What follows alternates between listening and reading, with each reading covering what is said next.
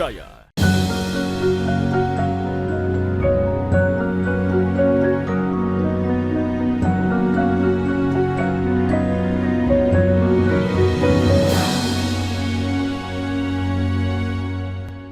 Bismillahirrahmanirrahim. Assalamualaikum warahmatullahi wabarakatuh. Para pemirsa Mutiara Iman Kompas TV yang insya Allah dimuliakan Allah, kita jumpa kembali dalam kajian kita ya pada hari ini,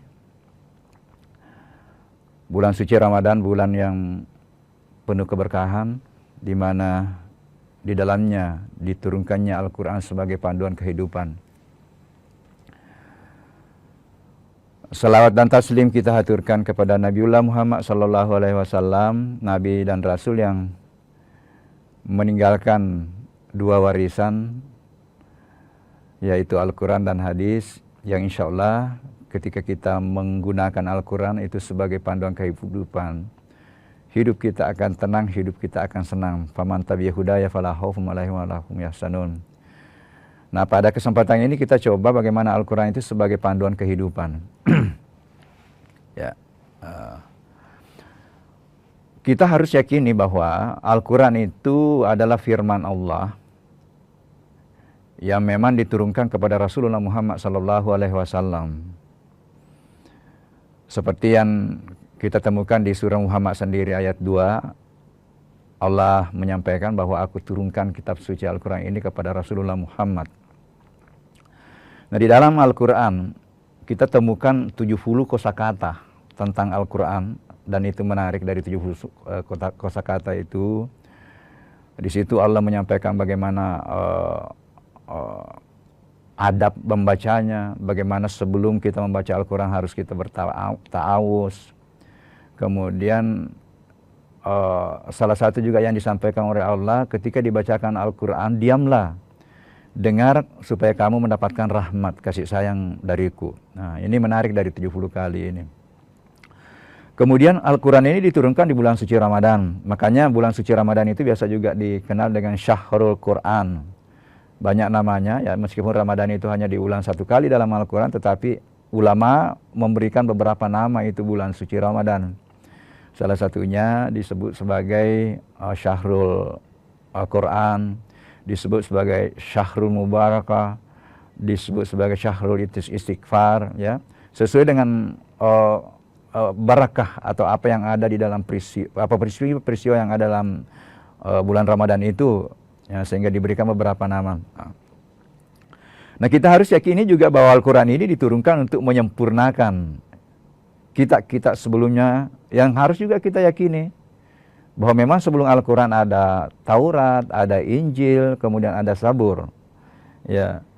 Tetapi disempurnakan oleh Al-Quran karena Allah menyampaikan bahwa aku turunkan Al-Quran untuk menyempurnakan kitab-kitab sebelumnya.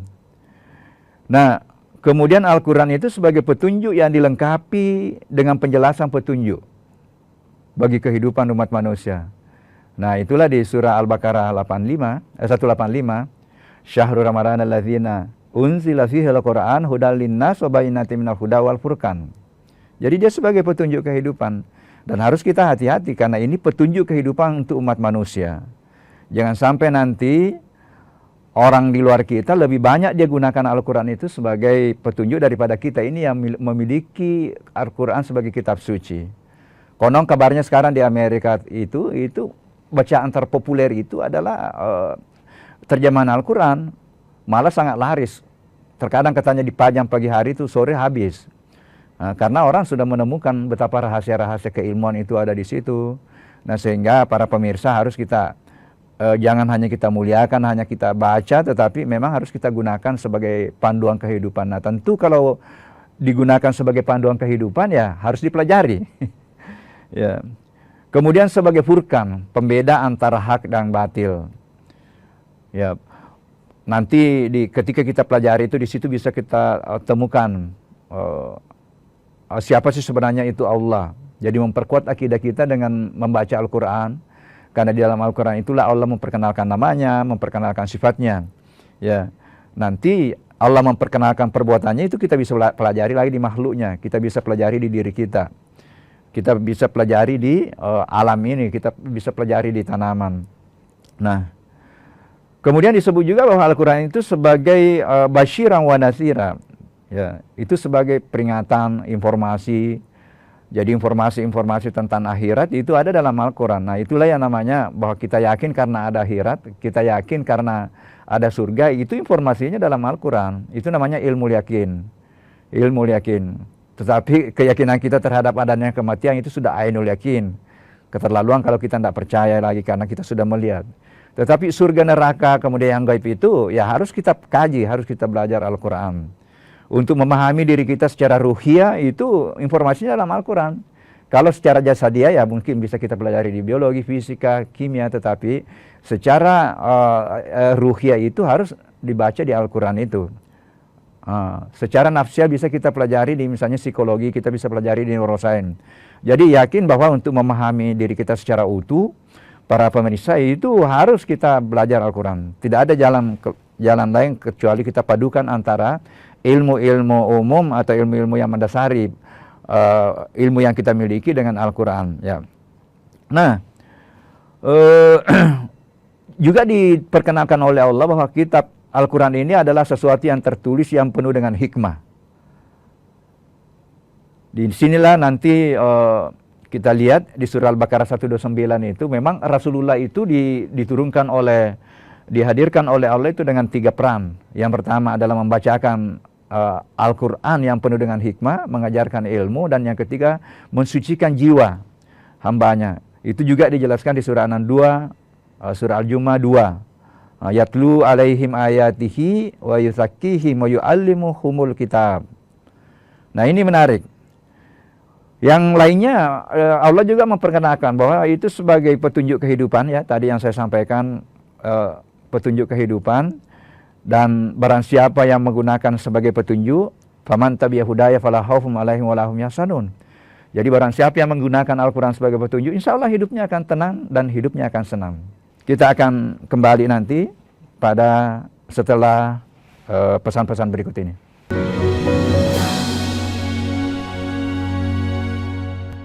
Kasus judi online yang melibatkan pegawai Kementerian Komunikasi dan Digital. Luaskan khazanah pengetahuan Anda dengan berbagai peristiwa teraktual dalam dan luar negeri. Kelompok warga di kota Gorontalo berhasil menciptakan bahan bakar pengganti minyak tanah dari bahan sampah plastik. Jagung telah menetapkan 6 orang tersangka dalam kasus suap hakim untuk vonis bebas Ronald Fano. Anda menyaksikan Kompas Siang hanya di Kompas Siang, setiap hari pukul 11 siang, live di Kompas TV.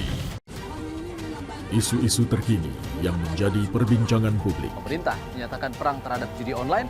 Judi online adalah penipuan. Problematika yang muncul di sekitar kita. Belum ada tampang pasir.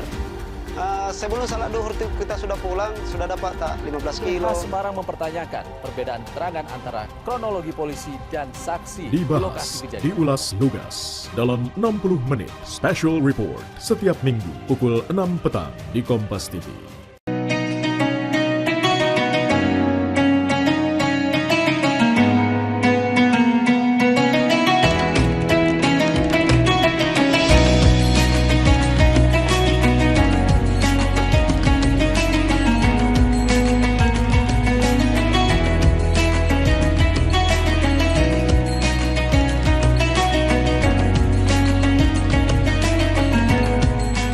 Assalamualaikum warahmatullahi wabarakatuh. Setelah menjalankan ibadah puasa selama bulan Ramadan, kita sambut hari yang suci dengan penuh kebahagiaan. Mari rayakan kebersamaan di hati. Eratkan silaturahmi di hari yang fitri. Selamat Idul Fitri 1445 Hijriah. Minal aizin wal faizin. Mohon maaf lahir dan batin. Wassalamualaikum warahmatullahi wabarakatuh.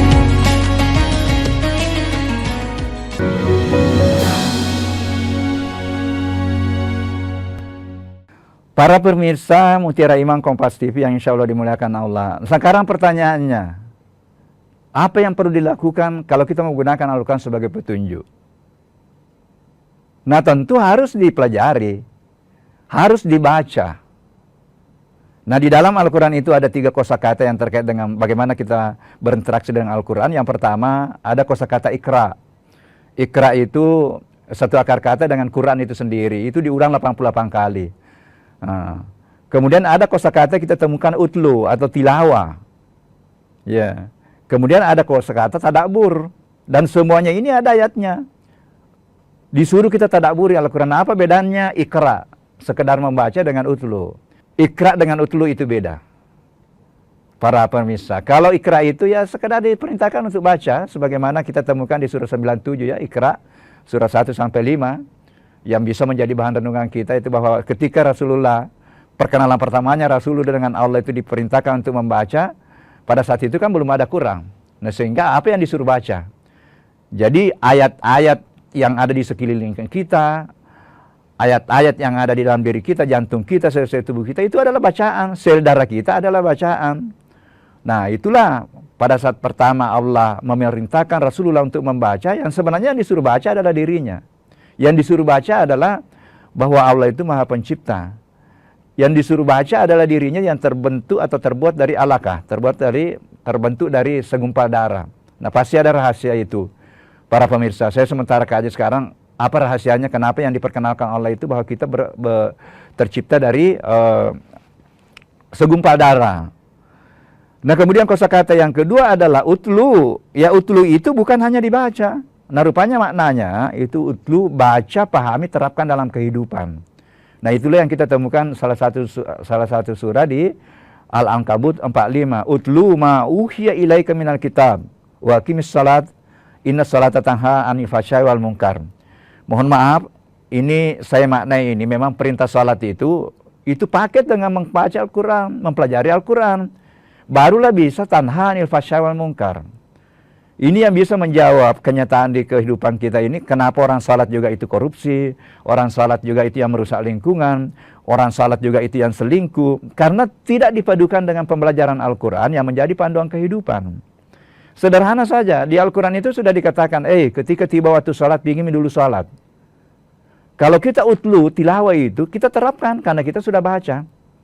Ketika kita temukan dalam Al-Quran itu, silakan cari rezeki tapi jangan rusak lingkungan. Kulu washrabu min rizqillah wa la ta'saw fil ardi mufsidin. Makanlah minumlah rezekiku tapi janganlah kamu bertebaran di bumi ini berbuat kerusakan. Kita terapkan itu, apa perintah Tuhan. Nah, itulah namanya utlu. Jadi saya punya prediksi itu, kenapa tadi itu? Karena sebagian besar umat Islam belum memadukan antara mengkaji Al-Quran untuk menggunakan panduan dalam bekerja di antara salat ya dengan perintah salat. Nah, barulah itu nanti bisa berhasil. Salat itu mencegah dari perbuatan keji dan mungkar. Para pemirsa yang insya Allah dimuliakan Allah. Kemudian yang paling tinggi itu ditadaburi. Ini perintah juga dalam Al-Quran. Hendaklah kamu mentadaburi Al-Quran. Saya mencoba mendefinisikan itu, tadabbur itu adalah kemampuan kita untuk bagaimana menghubungkan apa yang kita baca dengan peristiwa yang dijelaskan di Al-Quran di alam ini. Ya. Kalau misalnya kita baca tentang air hujan, bagaimana kemampuan kita untuk menghubungkan peristiwa hujan? Nah, itulah yang disebut dengan itulah disebut dengan tadabbur. Kita bisa mampu menghubungkan antara apa kata Tuhan tentang air dalam Al-Quran dengan apa kata ilmu pengetahuan tentang air. Ya mungkin sering saya sampaikan sudah biasa saya sampaikan di sini, perpaduan antara kaulia dengan kaunia nanti ini, itulah ilmu dan pemahaman yang lengkap. Sesuai dengan kemampuan kita para pemirsa, sesuai kemampuan kita. Ya.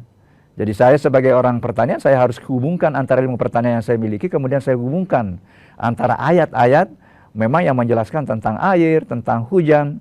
Dan saat yang menarik sekali lagi, surah Al-Waqiah itu, Allah mewanti-wanti kita, Al-Waqiah 70. Seandainya aku akan jadikan air hujan itu asin terus, aku jadikan asin terus. Falaula tashkurun. Nah, inilah nanti bahwa ilmuwan yang mampu memadukan antara Quran dengan ilmunya, itu nanti mudah untuk bagaimana mengenal Tuhan dan jalan untuk bagaimana mudah bersyukur. Ya, saya sudah bisa hitung-hitung berapa oksigen yang dibutuhkan, berapa air yang dibutuhkan dalam sehari. Nah, sehingga kalau saya sudah hitung itu, kemudian kita coba menghitung dengan uang, keterlaluan kalau kita tidak mau bersyukur kepada Allah. Dan perlu juga dipahami bahwa bentuk kesyukuran yang diminta oleh Allah adalah menyembah kepadanya. Ada salah satu ayat dalam Al-Quran bahwa kalau memang kamu mensyukuri nikmatku, itulah adalah bentuk penghambaanmu hanya kepada aku. Surah An-Nahl 114 kalau tidak salah. Ya, nah jadi harus kita pelajari, ya minimal lah kita baca-baca terjemahannya, karena bagaimana mau menjadi petunjuk kehidupan kalau kita tidak sama sekali tidak tahu, ya. Nah, dan satu saja tadi itu diterapkan ketika tiba waktu sholat, pergi sholat, kemudian ketika kamu melaksanakan pekerjaan antara sholat atau melaksanakan peran kehalifan antara sholat, sebagai guru, sebagai pedagang, sebagai dosen, janganlah kamu lupa aku. Fa idza qadaitumus shalah fashkurullah qiyaman wa qu'udan wa ala judumikum. Ya, ketika kamu sudah melaksanakan salat, laksanakanlah pekerjaan di antara salat, tetapi jangan lupa berzikir kepadaku. Pada saat kamu berdiri, pada saat kamu duduk, pada saat kamu berbaring. Fa idzat ma'nantum, ketika sudah melaksanakan tadi pekerjaan antara salat, aqimus shalah. Kenapa? Innas salata kanat alal mu'minina kitaban mawquta. Masya Allah, itu saja ayat yang diterapkan dalam kehidupan kita, itu luar biasa. Itu saja ayat yang seorang pemimpin yang digunakan sebagai dasar untuk membuat edaran kepada yang dipimpinnya. Ketika tugas bahwa salat berhenti duduk bekerja, karena itulah pembuka keberkahan. Ya. Nah itu namanya tadabbur, itu namanya utlu. Jadi apa yang disampaikan oleh Allah itu kita coba terapkan.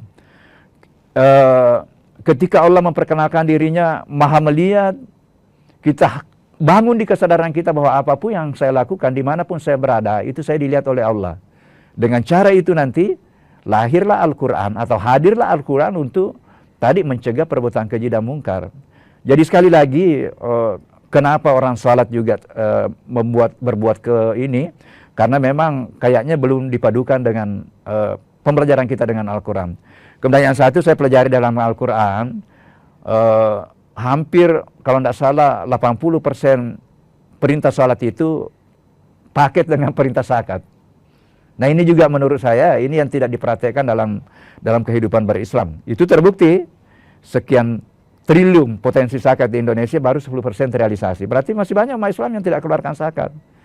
Nah inilah lagi menjawab bahwa memang saya biasa katakan bahwa hakul yakin kita terhadap Al-Quran dan kita terapkan apa yang diperintahkan oleh Al-Quran, sudah dicontohkan oleh Rasulullah, sangat menentukan nanti bagaimana sikap dan tindak laku kita dalam kehidupan beragama dan bermasyarakat. Dan itu sudah banyak diperhatikan Rasulullah, makanya dikatakan Rasulullah itu akhlaknya adalah akhlak Quran. Karena apa yang diperintahkan oleh Al-Quran, itulah yang diterapkan dalam kehidupannya. Itulah yang digunakan untuk bagaimana mengkader sahabat. Dan panduan itu tetap tersimpan. Itulah yang diwariskan kepada kita kan? Kita diwariskan. Berusahalah untuk bagaimana menghadirkan warisan itu untuk kita pelajari dan kita terapkan di dalam kehidupan ini. Kita akan lanjutkan nanti setelah pesan-pesan berikut ini.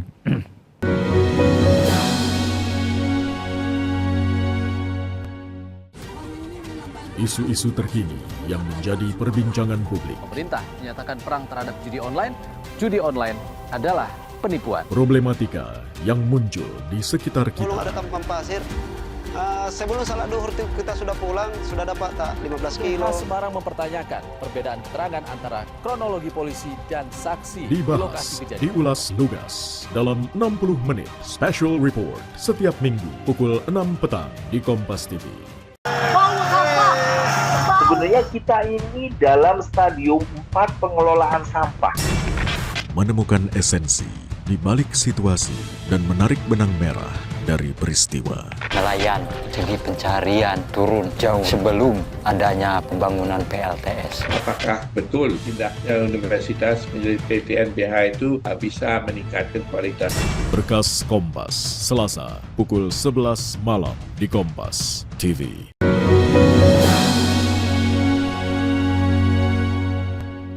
Kembali lagi bahwa Al-Quran harus dipelajari.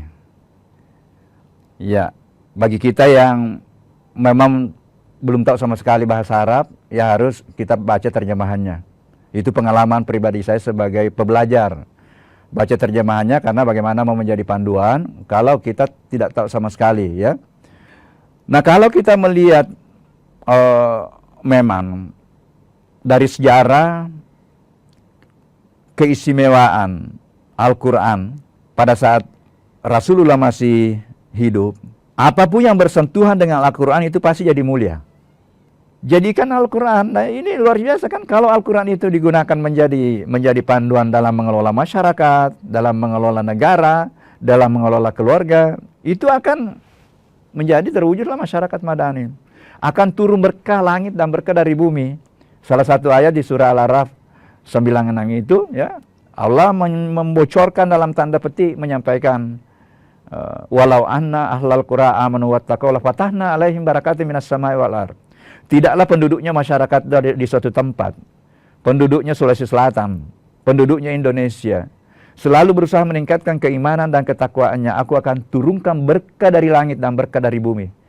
Bukan kalau turun berkah dari langit dan muncul berkah dari bumi itu adalah sumber kesejahteraan. Tetapi Allah menyampaikan, kalau sebaliknya, diabaikan peningkatan keimanan dan ketakwaannya, sebaliknya akan terjadi.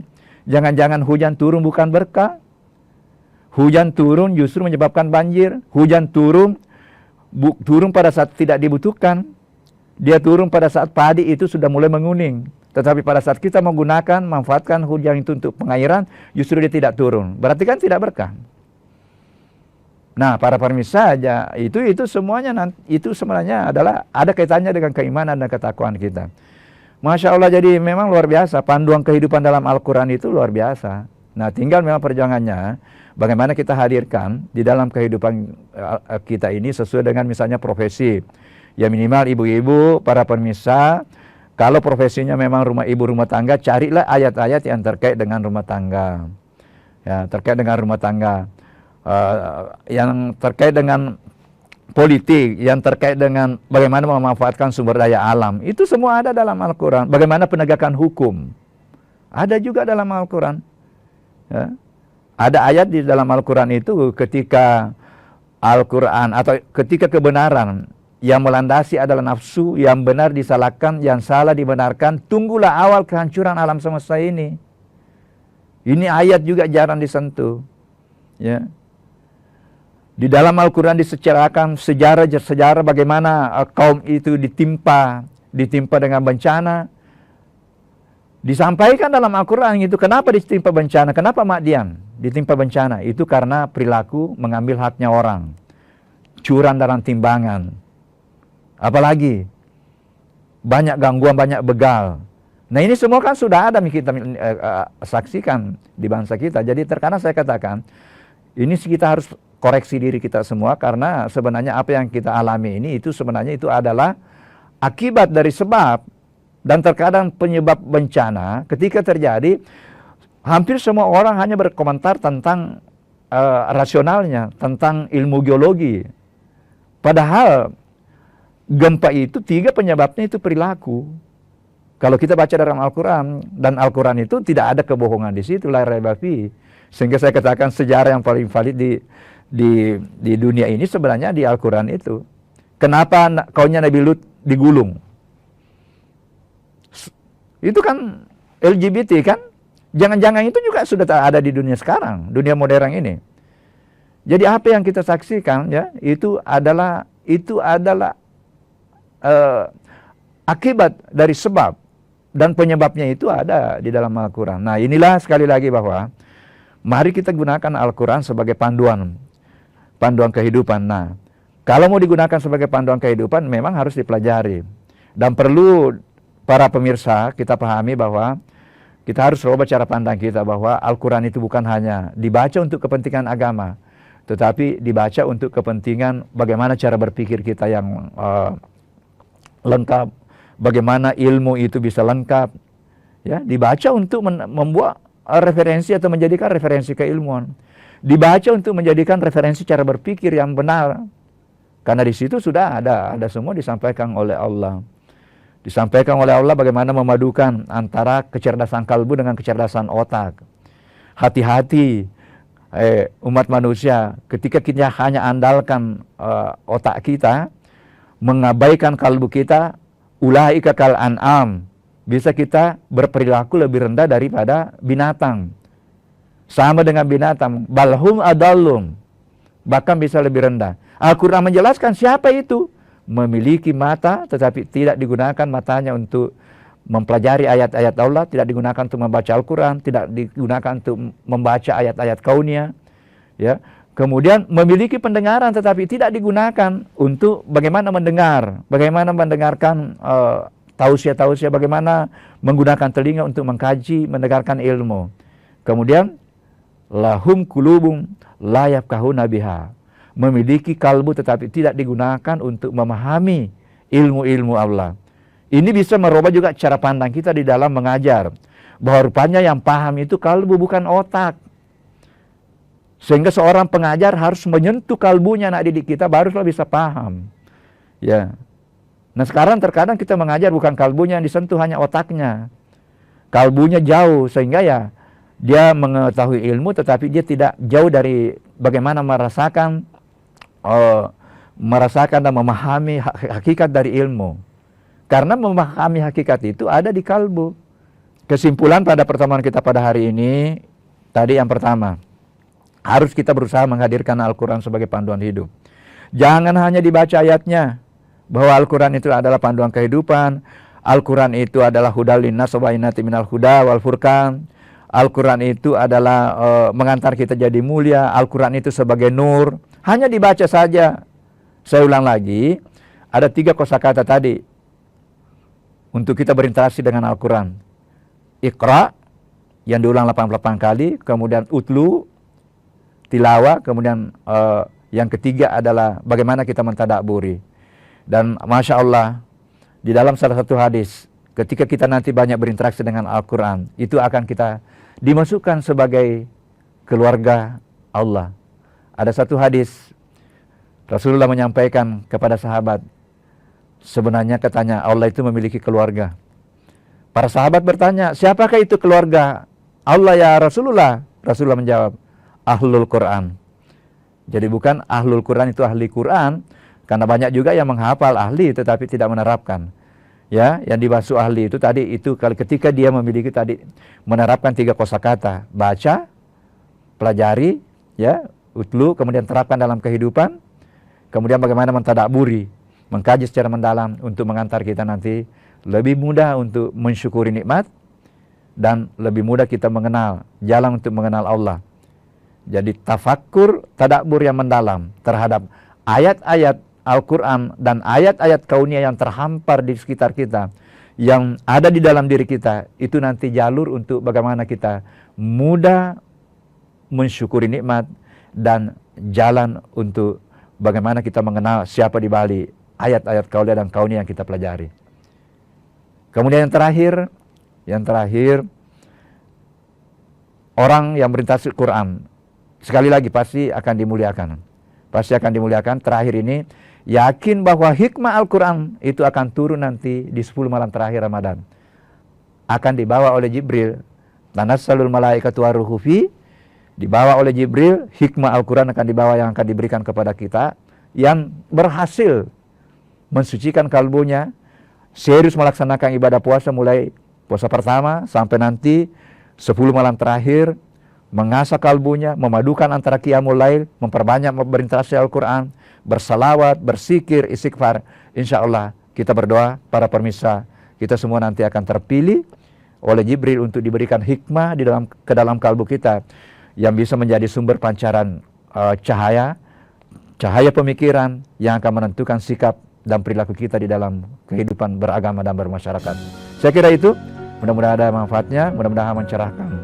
Wallahul muwaffiq ila aqwamit thoriq. Assalamualaikum warahmatullahi wabarakatuh.